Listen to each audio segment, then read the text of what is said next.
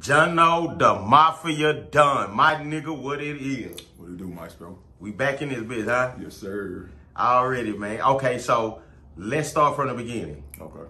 Where you from? Originally, I was born in Third Ward. Okay.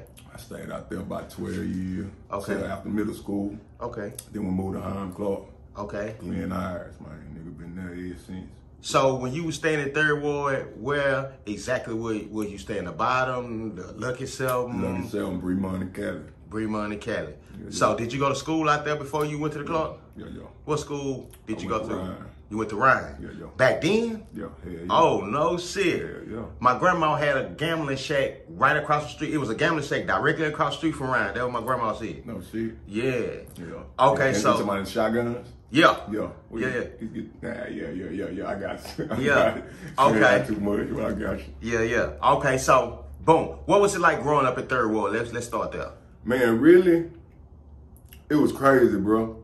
And thanks to my mama, man, you know, I wasn't even able to get into nothing. You know what I'm saying? My mom and my grandma had the clinks on the nigga, you know what I'm talking about? Okay. But I seen everything.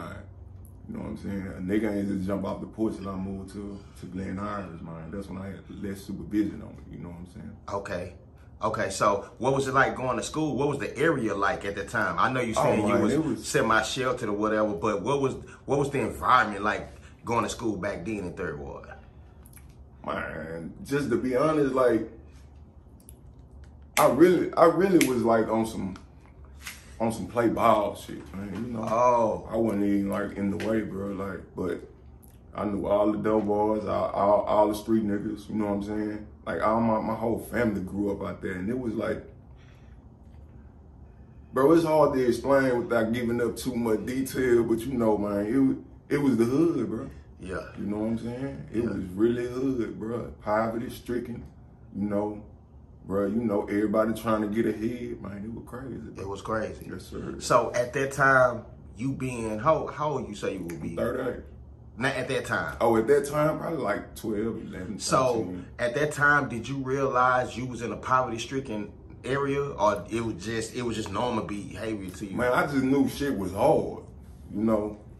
Far as like how much money was coming in, man, like I really didn't realize because, bro, my uncle made it look so good, man. You know what I'm saying? My uncle was like having bread, bro. So you know, I'm thinking like that's our bread too. You know what I'm saying? Yeah. Even though it was like 10, 15 people in one hive, bro, like it still didn't feel like we was in poverty, bro. Like every day was a good day, bro. I didn't even realize the hard times until I got older.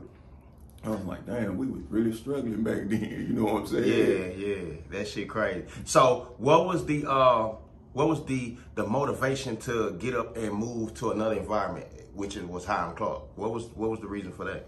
Well, my mom she started really just wanted to stand on her own. She started making a little more money, getting a little more focus. And then with her being gone, me and my little sister was going through so much with my family. You know what I'm saying? What you mean? Like we was kind of like the outsiders. That's how they treated us. You know what I'm saying? Like within the family? Yeah, man. We had to fight. I had to take up for my little sister. You know what I'm saying? Getting jumped by my cousins. Like, it was crazy, bro. I love them, but you know what I'm saying? That's what we used to go through back then. That's what y'all used to go through back then. It was crazy. Like, in hindsight, do you know why that was going on? Like, if you look back and, you know, as children, we don't think about shit like that. I just really think, bro, like, it's gonna go through the interview, bro, like, lack of supervision, bro. Yeah. It's just lack of supervision. Kids ain't have nothing else to do. Yeah. What else they gonna do? And it was only 2 of us. Yeah. It was 3, 4, 8. You know what I'm saying? That's how my auntie had like about 8.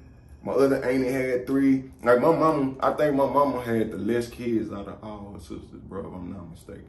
Yeah. It was just 2 of us, just me and my little sister.